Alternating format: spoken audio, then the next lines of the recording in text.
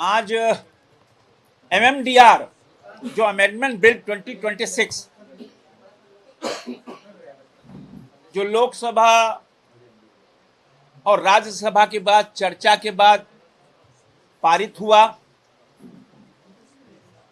और यह amendment bill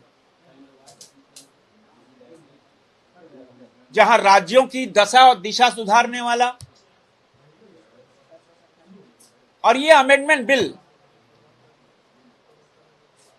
विकसित भारत 2047 की ओर भारत माइनिंग के क्षेत्र में, खनिज के क्षेत्र में आत्मनिर्भर बने और जीरो टॉलरेंस मतलब जीरो टॉलरेंस जो मिनरल्स की चोरी होती है। और यह संकल्प कि राज्यों को जो लगभग 90% माइनिंग रेवेन्यू मिलता है और वो माइनिंग रेवेन्यू 90% ही मिलेगा ताकि राज्यों की आर्थिक स्थिति सुदृढ़ रहे, राज्य भी उस ओर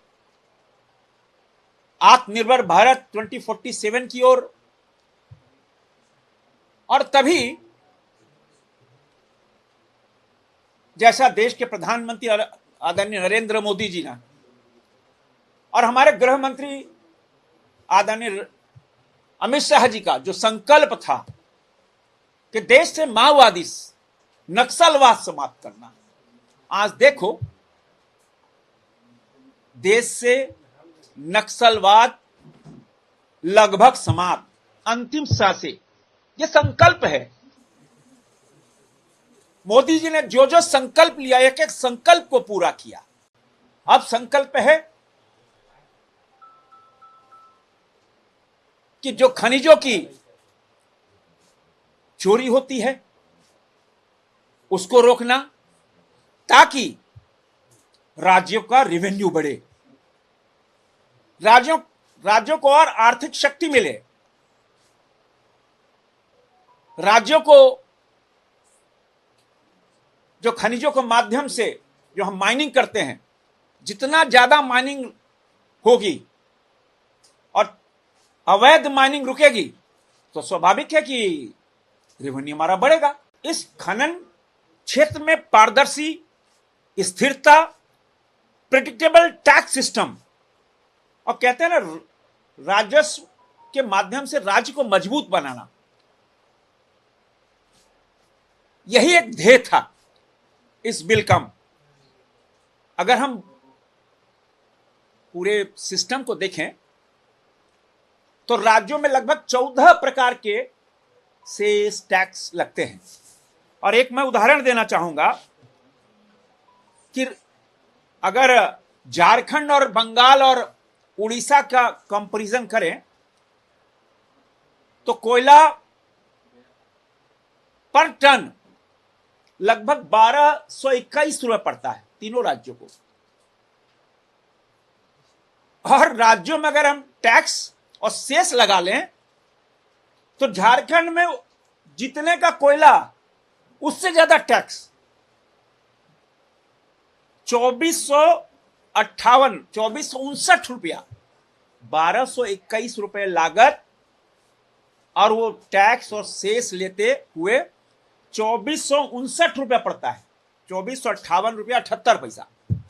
और वहीं उड़ीसा को कितना पड़ता है? मात्र 1708 रुपया, 1708 रुपये 48 पैसे। बंगाल को कितना पड़ता है? 1741 रुपये 22 पैसे। मतलब छत्तीसगढ़ से 750 रुपया पर टन अधिक है झारखंड के अंदर। अब इतना टैक्स, अब बायर कोई है वो तो बाहर जहीं माल सस्ता मिलेगा वहां से लेगा, और जिसका परिणाम है कि वो रेवेन्यू में फर्क पड़ता है। अगर रेवेन्यू की हम बात करें तो अगर 10 साल पिछले 10 साल की हम बात करें, उससे पिछले 10 साल की बात करें, 2004-5 से 2014-15 तक जब यूपीए की सरकार थी तो झारखंड में 4,662 करोड़ रुपए का रेवेन्यू था। और 2015 मोदी गवर्नमेंट आने के बाद 2015-16 से 2025-26 तक बात करें तो 4,662 करोड़ से वो 33,494 करोड़ जंप कर गया, 618% हाई चला गया।